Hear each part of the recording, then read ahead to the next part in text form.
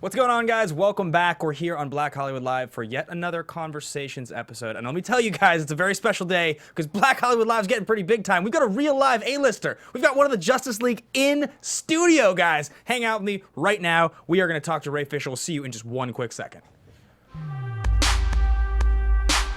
You are tuned in to Black Hollywood Live Conversations.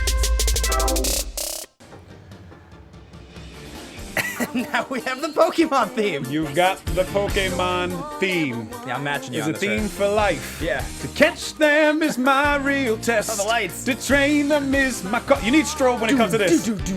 I will travel across the land, searching far and wide.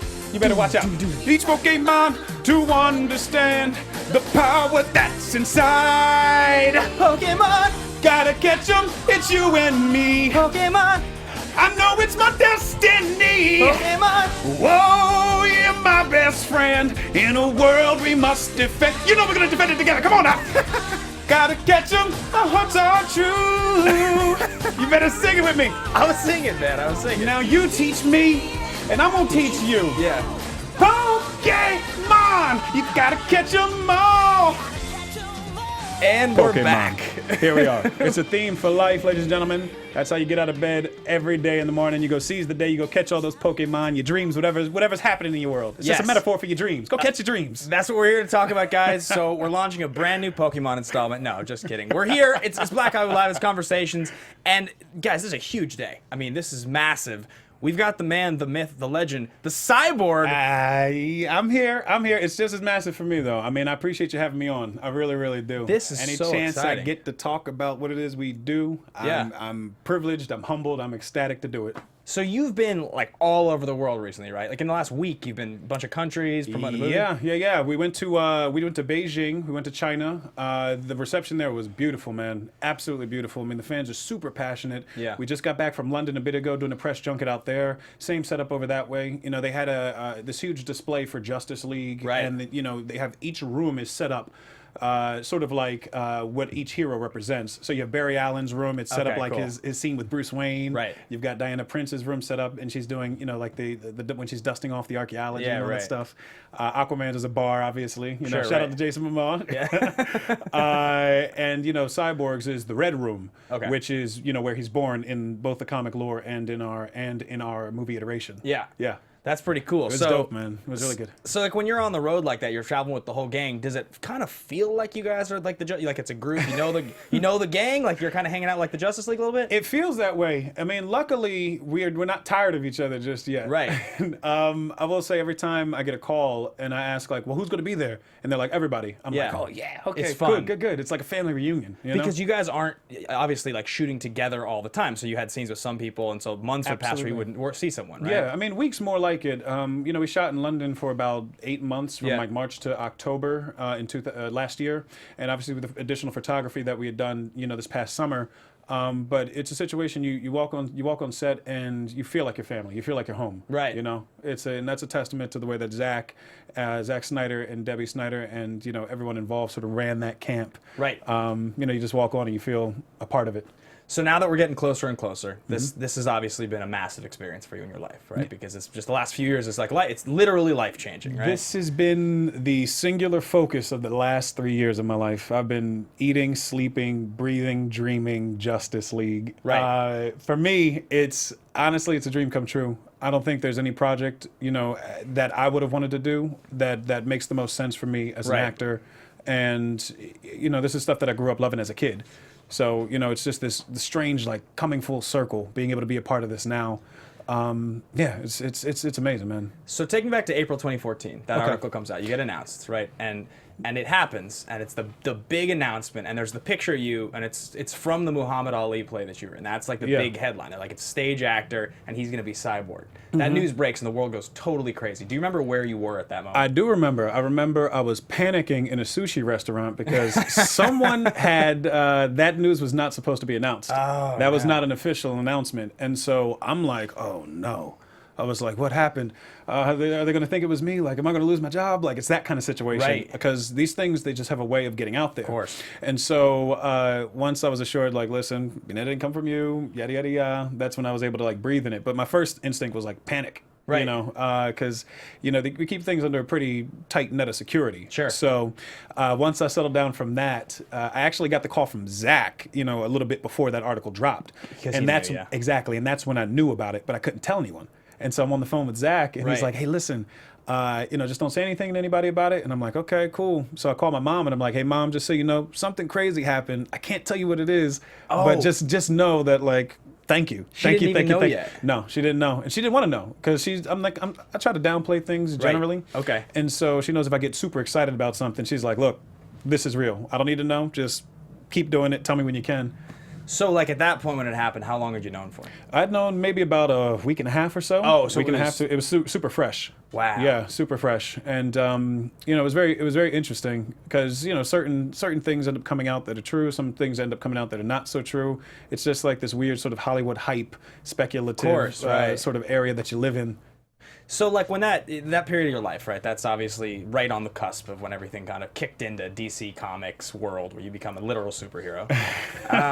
Talk to me a little bit what a month in your life like that, because there was the whole thing at that time with you and Star Wars, and you were announced as one of the finalists to play the role John Boyega got. Yeah. Was every day a little bit of just like a maelstrom for you? You know what's crazy? On the Star Wars side of things, like that rumor, great free publicity, but that was absolutely unfounded and untrue. Oh, really? Yeah, that article had come out, and then my name was on this list, and I was like, well, I've never met J.J. Abrams a day in my life. I never tested for the movie. Right. I've never been in any sort of pool for finalists of this thing. It was great for publicity. Yeah. I'll give you that. But, you know, I realized at that point, because this is before Justice League even happened. Yeah. I realized at that point, I was like, well, it seems like Hollywood is run on hype. You know, it's rumors, speculation. Sure. Who's doing what? When are they doing it? How are they doing it? We need to get them so they don't get them. Like that kind of situation. Yeah. Yeah, but a month in that sort of life was spent just sort of like trying to ground myself. Yeah. Because after Zach had called me and told me about the role and said, hey, listen, you know, we want you to play it. He put me in contact with Chris Terrio, who was staying in New York at the time.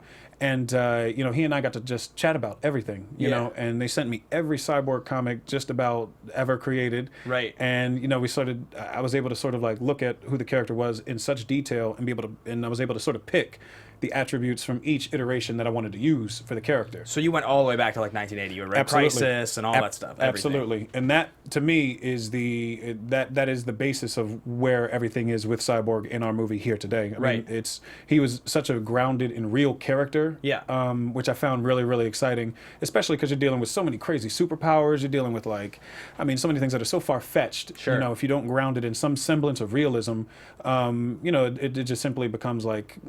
It just becomes, you know, show. It just becomes fights and whatever. You know, you need something to sort of anchor it to emotion. Right. Yeah. Yeah, and there's moments, you know, obviously that I'm looking forward to the world getting to watch it. I loved the movie. I was really excited about it. Thank you for saying so. I was really super excited to get to watch it a little early to talk to you about it. Yeah. I love one of the things in the movie. Your dad is played by Joe Morton. Yeah. In the movie. And were you a Terminator 2 fan growing up? You know, I saw Terminator 2 maybe twice. Once, I don't even think I saw it in theaters growing up. Yeah. I don't think I was old enough at the time. Yeah, right. But I've seen it twice just on TV. And my buddy Andy, who's just like, you know, James Cameron, everything. Yeah, right. Has it all. And I had heard this I'd seen like this meme, like Joe Morton at it again, creating cyborgs, that kind of thing. And I was like, you know what? That's pretty fun. It's pretty funny. It's pretty funny because, like, it's such a memorable character in Terminator 2. He's Miles Dyson. He's such a great character. Yeah. And it's just so funny that, like, that's the most notable thing I can think of probably in his entire career that he's going to do. Is to be in a Justice League movie where he's doing the exact same thing. That was too much for me. Definitely under different circumstances, though. And Joe, I mean, he's a consummate professional. Yeah, I mean, my hat's off to him because, you know, we'd be shooting the movie. He would fly in for a couple days, then fly back out to go finish shooting Scandal or whatever he was working on. You know, he had a play he was working on at the time, which I think is still going on. And I think it's transferred to California at this point. Yeah. And I asked him, I said, where do you get the energy? Like, where do you get the time? Like, I'm just struggling trying to build momentum for myself with just this project. Yeah. And he said, well, listen, you know, it comes with time. You know, we're actors. We're not always working, and so when you get those bursts where your schedule is full, you learn to indulge in them and really revel in it. So Yeah. I took that with me from him for sure. So talk to me a little about that. You just mentioned that momentum, that energy. When you kind of get up in the morning these days, like obviously, you know, if you work at a bar here, you know, you're a lawyer or whatever, like your day is very consumed with, you know, you make breakfast, you go to work, you come home. Obviously, your life's all over the world. You're shooting for 8 months. Now you're in this like stratosphere of what things are going on. What do you think about it throughout the day? You know, there's still a lot of days where you're not working, you know? I think when you get that burst and you're like, okay, I'm going to be shooting 8 months, you sort of prep your energy for that amount of time. Yeah. But now that I'm back, now that we're done, you know, there was a lot of nothing to do up until the point where we started promoting the film. So you're reading scripts, you know, you're keeping it in best a shape as you possibly can. Yeah. You know, because you never know what's going to happen, you know, what opportunity is going to come up, and you want to stay ready. Right. But no, I mean, I would say it's still the same grind. It's literally the same exact grind as what I had before. It's just it seems that opportunities are sort of coming to us instead of me having to chase them down and fight tooth and nail for them specifically. Yeah, right. Yeah, I mean, same kind of grind. Absolutely same kind of grind. I tell my friends who are, you know, still knee deep in the hustle. Yeah. Like my problems are exactly the same as what they've always been. It's just a different different scale. Right. Yeah. You're just on buses now. Yeah. Yeah. So You talked to me a little bit off camera about like the stuff you nerd out about, your board games and stuff like absolutely, that. man. Yeah. Do you still feel like, you mentioned back in New York, you find time to hang with your buddies and play all those games? Anytime I get a chance to go to New York, we were setting up. My buddy Andrew just actually texted me. He was like, "We should get a board game night while you're in New York because I'm going back in a couple days before the premiere of Justice League." Right. And he's like, "We got some pretty treacherous board games that our good buddy Scott, because you know I'm a big fan of like like the Game of Thrones board game and Thief, anything that involves like strategy, team play, like diplomacy, that kind of thing." I'm a huge fan of that. And so anytime we get a second, and even on some like, you know, simulators online, we'll even play up there if we can get everybody together. But, you know, being in different time zones is a little bit more complicated. Of course. Yeah. We actually play tested a game called Seafall. Okay. Back before that came out. And I think this was, I forget how many years ago this was, but I haven't played the game since we had play tested it. Yeah. But I hear it's pretty good. So you're like, if I was going to ask you before this, if you're a big time nerd, because obviously you're a comic book character, feels like you're answering the question before I even ask more it. geek than nerd. I feel like. Okay, sure. Well, actually, no. Is it nerds or geeks? Which ones know math? I have no idea. I think it's nerds know math. Geeks are into like the geeky culture of things. So Sure. it's I'm not as much of a nerd as I am a geek for sure. But you know, even growing up, you know, I'd play trading card games. I still play trading card games to this day. Yeah. Whenever I get a chance, man. Yeah, you were talking about Yu-Gi-Oh, and I'm a big Magic guy. Yeah, that world's yeah. so much fun. I feel like it's such an interactive world that it's hard because there's so much information there that unless you keep up with it, you will get left behind. There's like these huge generation gaps where like you play Yu-Gi-Oh for a certain amount of time and then you go a couple years and you miss some things. Like the whole game has changed. It's completely changed. But me and my buddy Presley, we were actually laughing this morning about Yu-Gi-Oh. We love doing like impersonations of all the characters. It's like, Yugi, I'm going to take your life points, take you down to 0, Yugi. Kaiba, you'll never defeat me, not with the heart of the cards. It's like... You're a good actor. I was just, if I'd closed my eyes, I would have felt like I was watching the cartoon. I mean, I spent so much time watching that, you know, and this is like old school Yu-Gi-Oh, back when Pegasus would be like, Yugi boy, I play my Blue Eyes Toon Dragon. Did you love like Dragon Ball Z and all that stuff? Loved Dragon Ball Z. Okay. My buddy Presley's much more into Dragon Ball Z than I am at this point in time, but I'm looking forward to Dragon Ball Fighters on PS4. Okay, I'm a huge like fighting game fan. Yeah, it's fun. Yeah. So then getting back to cartoons, because it does relate to what we're talking about. For sure. You watched, I read, you watched Batman and Justice League and that stuff growing up, right? Yeah, absolutely. So you were aware of the character Cyborg before this happened? I was aware of Cyborg. I think the only iteration that I knew of him was the Teen Titans cartoon show in the early 2000s. I mean, before that, I was literally the kid who was doing his homework in the car on the way home in order to be able to just plop myself in front of the TV and watch Batman the Animated Series, watch Justice League, watch Batman Superman Adventures, watch everything after school. Those are good shows. I mean, I learned very early on, if I do what I'm supposed to do, I can do what I want to do immediately after. Right. So just get it out of the way, clean my room, make sure everything's good to go, and then nobody bothers me. So... I remember watching the Batman animated series. That was my favorite coming up. Yeah, for sure. You and I are about the same age, I think. I think so, yeah. I would come home and I'd watch, Batman animated series. Those first couple seasons, when it got to be Batman Superman, I thought it was still good. Mm-hmm. But those early seasons were my favorite. favorite. I mean, those are like full on like dramatic. Like they could just take those episodes and turn them into full on movies, and they would be phenomenal. They would be phenomenal, man. I mean, and the lessons were deep. I think it was a much deeper show than like they had anticipated for like kids of a certain age. Yeah. But it was great, man. Well, it makes sense, right? Because the Tim Burton movie was kind of adult, and they were trying to take that momentum and turn it into an animated show. So they wanted to be able to straddle the sort of the two sides. And I don't know if you remember, but they had actually started playing that show. It was during like the 6 o'clock hour in the evening when it originally started airing, and then they were like, you know what? Let's move it to the after school hour at a certain point. Yeah. But funny story, a couple months ago, I'm walking around in New York City. I'm in the subway, and actually run into Kevin Conroy. Oh, okay. Who does the voice of Bruce Wayne Batman in the animated series. Yeah. And I'm on the phone talking to my buddy, and I'm walking. I'm like, I think I just saw Kevin Conroy. He's like, man, you better turn around and say something. And I start like geeking out. I'm just like, I turn around. I'm like,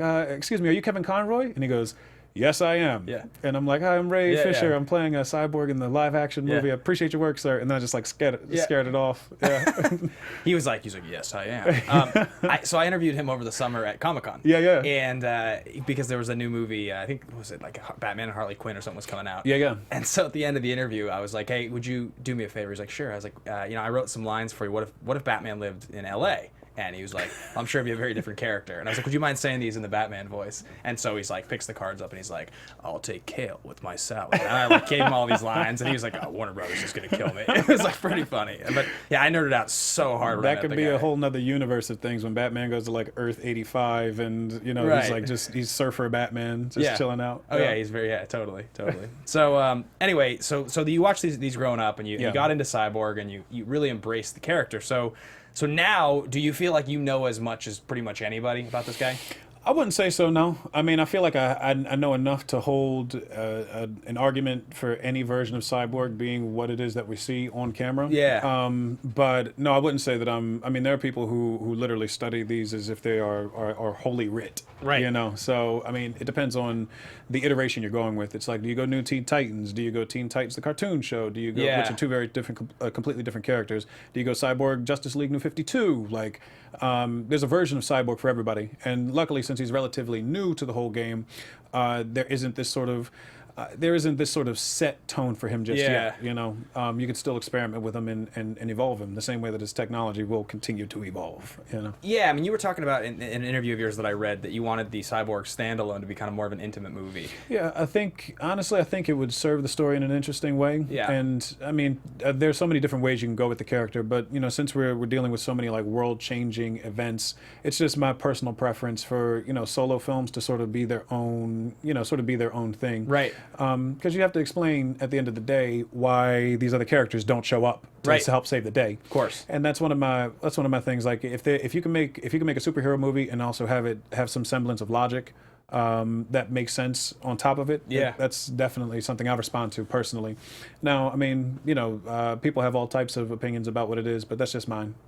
So with the choice, obviously, with the group, as we've seen from the trailer, you've got Ezra Miller, and he's kind of the comic relief, and your guy, he's pretty serious in the movie. He's definitely, he's thoughtful, but he's not the comic relief version that the cartoons showed. No. Was that a conversation that you had in development? Like, hey, have you thought about this at all, or were they pretty set on him being... Well, I think the idea, if we're going with the new 52 version of Cyborg, where, he is introduced as a founding member of the Justice League, that is the primary source of how he came into being. Gotcha. The fact that Cyborg has only recently become Cyborg, it plays a big part in his psychology for this film.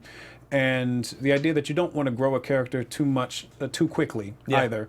Otherwise, you have nowhere to go. Everybody ends up becoming comic relief. Sure. And then we end up in a sitcom, which works for some things, but not for others. Not for this movie, though. I mean, my thing is if we approach the reality of his situation, because he goes through some deep stuff. Yeah. He's lost his body. He's lost his mother. He's lost the ability to live a normal life all in one fell swoop. Yeah. And also he's put together by a person, his father, who he did not have a great relationship prior to his accident. Yeah. To play the reality of that in with all these crazy powers, to me it just seemed like it was the right thing to do. Yeah. And luckily with Zack Snyder and what he had set, and with Chris Terrio at the helm, I felt like I was in great hands. Yeah. Yeah. So you don't see a lot of your body as the character Cyborg, obviously. He's very armored. Yeah. And there's this... You guys are all jacked in the movie. Everybody's just like shredded. It's ridiculous. Yeah. Everybody's running around. And I know, obviously, I was reading that you've gained and lost weight for various roles in your life, like 20, 30 pounds.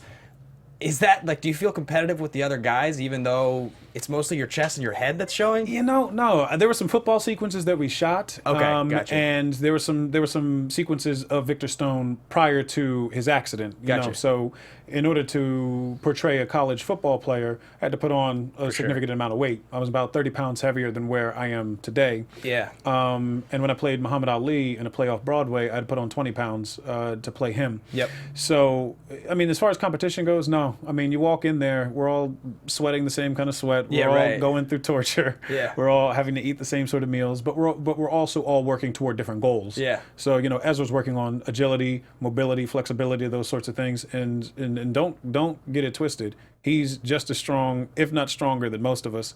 Like, there's a connection that he has with like his chi that just like Ezra. Absolutely, man. Yeah, absolutely. Wow. It's I say this with absolute seriousness.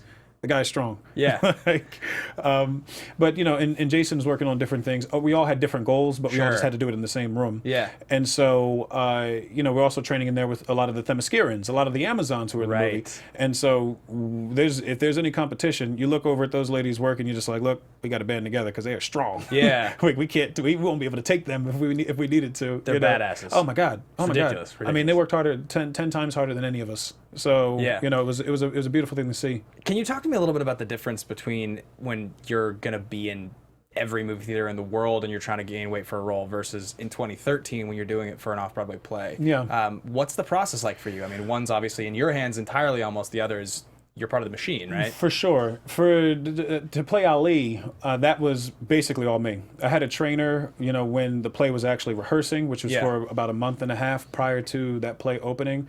But, you know, that original iteration of that play happened in 2010, and I wasn't even playing Muhammad Ali at the time. I was playing a non-speaking guard, and I was like super skinny.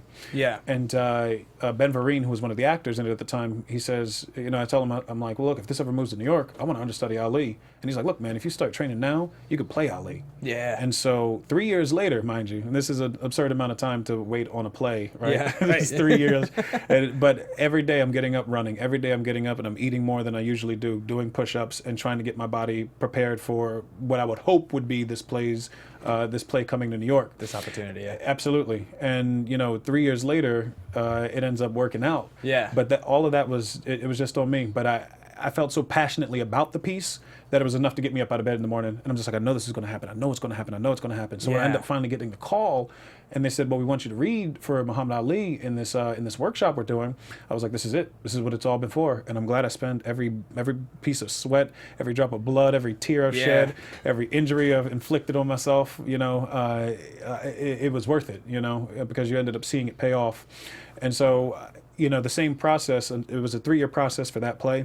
It's been a 3-year process for this film as well. Yeah. Walking into the gym and having Mark Twight and Stu Walton, who are our trainers on the piece, you know, for this, my meals are mapped out. Right. They tell me exactly what I need to eat. They tell me exactly what I need to do and exactly when I need to do it, how much water I need to drink, all of that. So I actually felt taken care of. I was like, listen, all I got to do is just follow these instructions, and it'll be good, you know? And it works. It really does. I felt like I kind of got spoiled because when the movie's over and I go back home, I'm like, oh, well, I don't have a trainer anymore. Telling me what to do, telling me how to do it. Yeah. Okay, I guess I got to work up the motivation somehow. You know, you do sort of get spoiled with that kind of thing. I would imagine. Yeah, and since then, I've had to reacclimate myself to motivating myself to get up. Yeah. And motivating myself to say, okay, well, I don't have this person tell me what to do or what to eat, but I know what it is. Like, I just got to push through and do it. Take me back for a second to what you were just talking about. The play we're talking about is Fetch Clay Make Stone. That was Fetch Clay Make Man, yeah. Okay, sorry. Yeah. Good. And my question is that at that moment when you said all this preparation and this belief that it was going to be this thing you wanted to do you think that experience was the biggest life changer? I mean,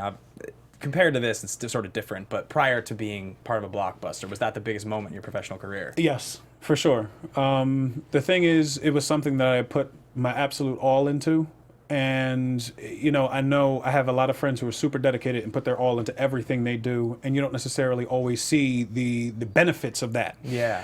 But for this, it was such an experience where, you know, there were so many crazy little bits that connected that got me to that place.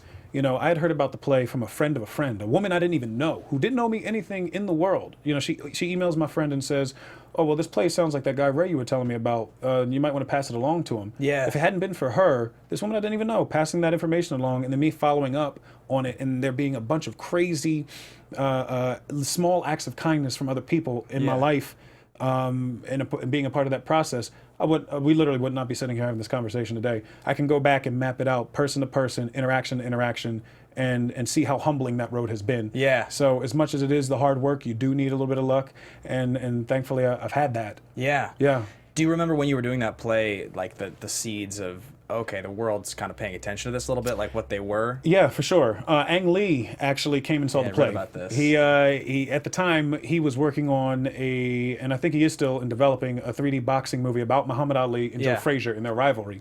So when he comes and sees the show, mind you, I don't have an agent or a manager at the time. That's so cool. And so when he comes and sees the show, that's when like agents and managers sort of start swooping in. It's like, who's this guy he's talking about? What's going on? We need to sign him. We need to sign him. I literally had a different lunch every day before the show, and I was having a different dinner every night after the show, meeting people. Just after Aang came to the show? I mean, it's all hype. It's the Hollywood hype of it all, man. Wow. And it's crazy, but I understood at that point what it was, and it kind of got me a little bit defensive because here I am, not having an agent or a manager for many, many, many, many years, grinding, trying to find some work on my own. Then all of a sudden, people start, promising you the world. Of course. And you don't get something for nothing. I've learned that.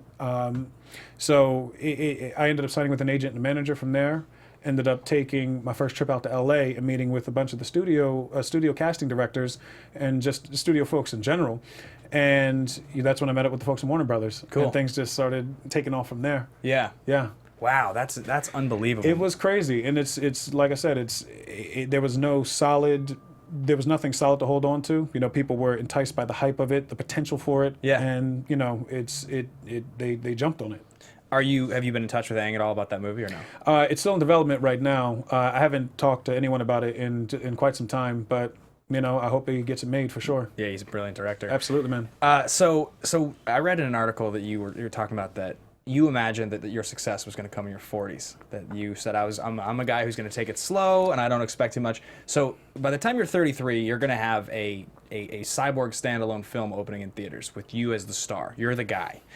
So talk to me a little bit about like that, what that means to you when you think about who you were. Who were you basing your career, this idea of the 40s off of? Like, I'm just basing it off of this idea like you got to play the long game. When you're in school, it's one of those things you sort of get the idea that I'm going to be the one that happens for immediately. It's going to happen for me immediately. But I had some great teachers who said, listen, don't expect to have anything solid for the first 5 years.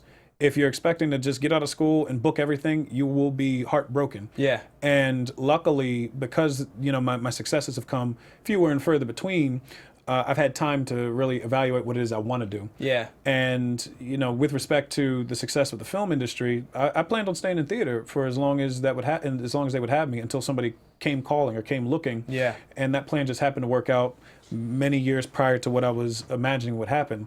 I'm 6'3".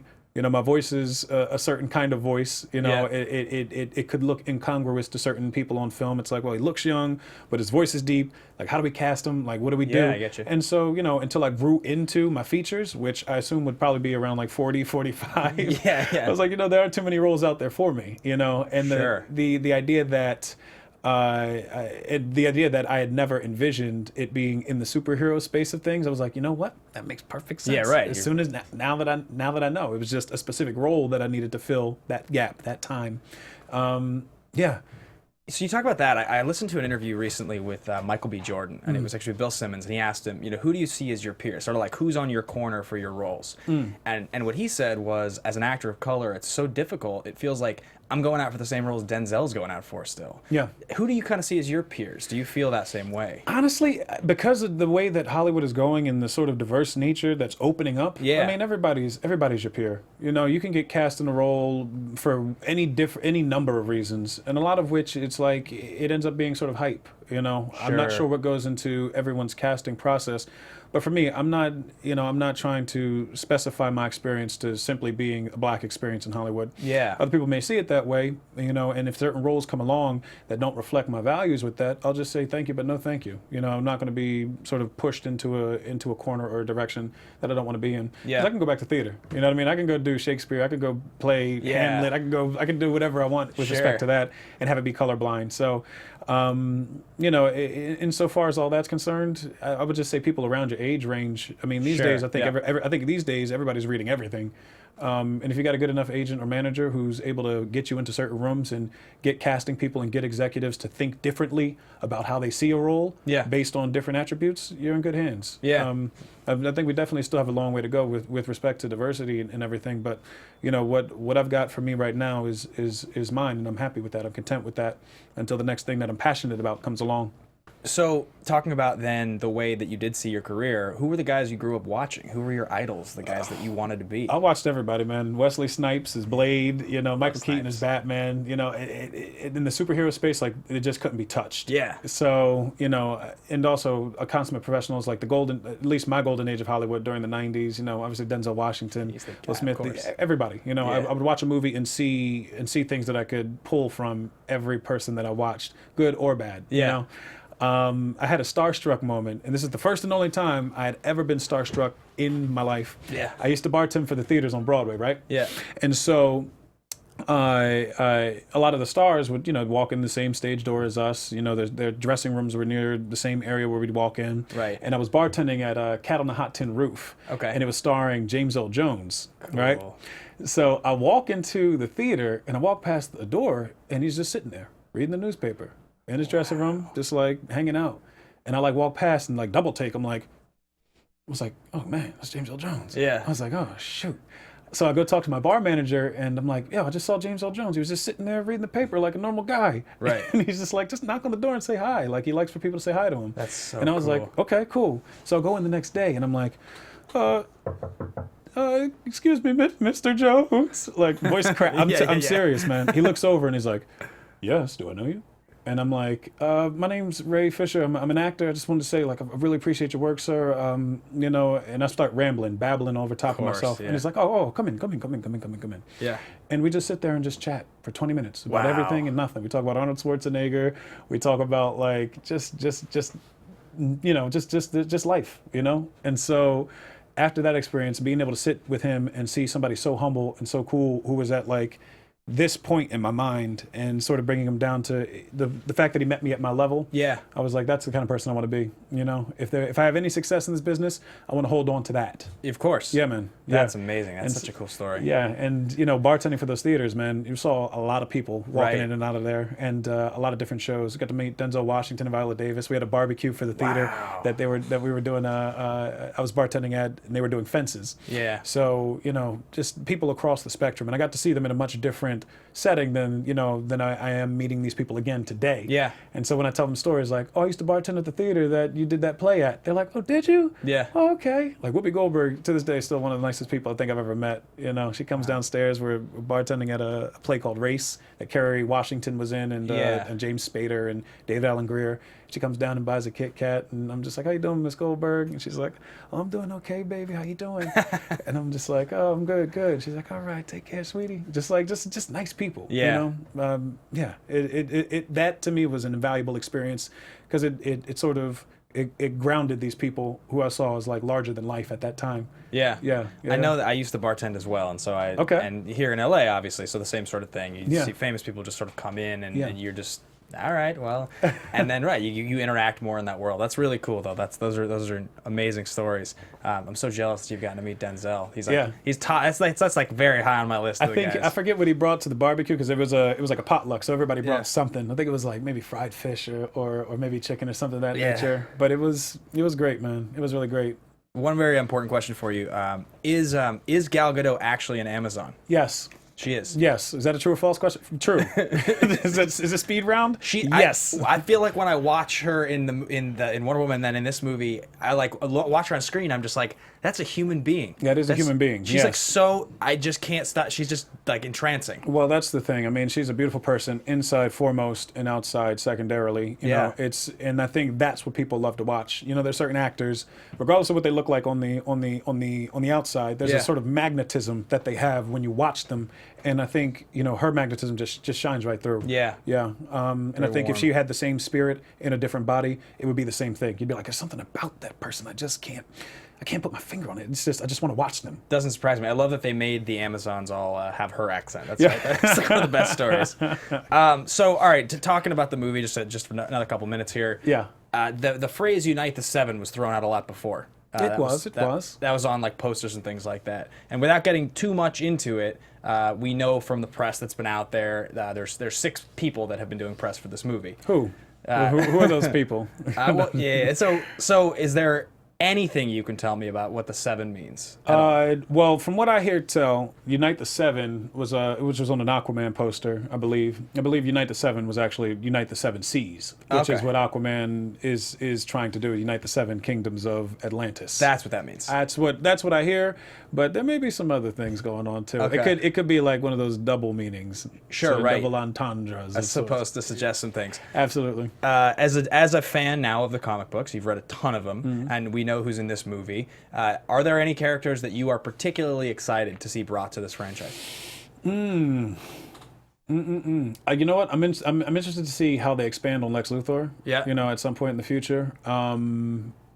Yeah, I mean, I love Jesse's interpretation of Lex Luthor. You know, I think it was very different. Very different, yeah. And I think that it sort of encapsulated both him and Ben's portrayal. I think, you know, it sort of encapsulated where everything was at in the realm of Batman v Superman. Yeah. And that you had these billionaires who were essentially made low in the sight of Superman, who doesn't have money, he doesn't have riches, he has power in a different way, but all he wants to do is good.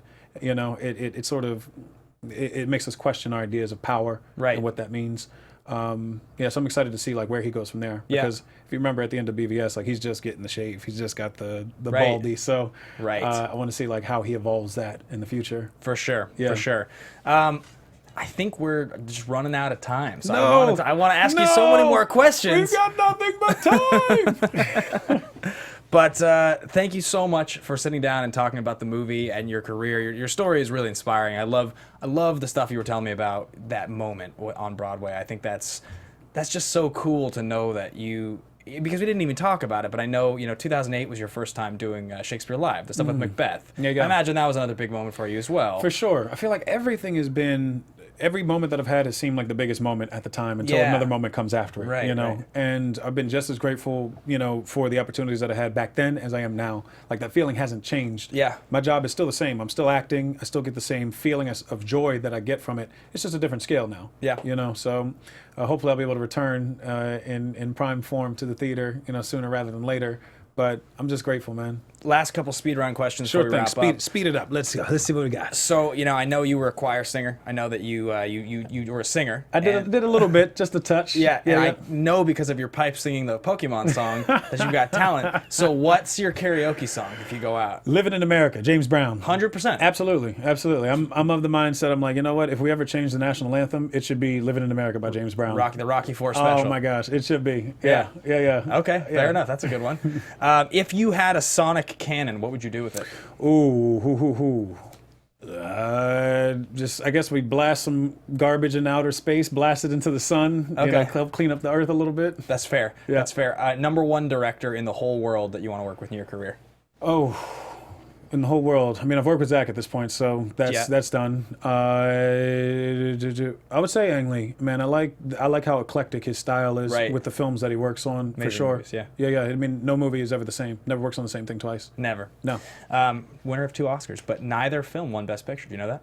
Interesting. Yeah, he's one of those guys. Okay. Rare. I think he might be the only one ever to do that. I think. To win director and not. He won not for best. Brokeback and Life of Pi. And both movies lost Best Picture. The more you know. Yeah, exactly. All right, man. Thank you so much for hanging out. Where can the folks find you if they want to follow along with your career? You can find me on Twitter. You can find me on the Instagram. You can find me on Vero. You can find me on Weibo. You can find me in your heart and in your soul. Just holler Borg Life and I'll be there. Right. You find me at Ray Fisher. Or my name spelled backwards, REHSIF YAR at any of those social media websites. Cool. Yeah. Awesome. Thank you so much for coming, guys. If you want to follow along with me, tweet at me, Ben Batemen Media. You can find me there. And congratulations. I'm really excited for this. Thanks, Ben. And thank you for the Living in America. Who's playing that? Yeah. Oh, turn it up a little bit. I need a little bit more James in my headphones. Ow! Overload. Just fly behind the wheel. Now how does it feel when go. there's no destiny? Oh, I'm in the most strong. Yeah. Pump it up. You got to pick the mic up. Godfather of Soul. Ow! Living in America. Sing it with me, Ben. Eye to eye. That's all right. Station to station. Living in America. There it is. There it is. Hand in hand. It's Kevin Undergaro, Across the Dario nation. Christie, Gianna Hobson, and the entire BHL staff. We would like to thank you for supporting Black Hollywood Live, the first online broadcast network dedicated to African American entertainment. For questions and comments, contact us. info@blackhollywoodlive.com. Like us on Facebook, tweet us, or Instagram us at BHL Online. And I am the official voice of Black Hollywood Live, Scipio. Instagram me at KingXOBay. Thanks for tuning in. Hollywood redefined.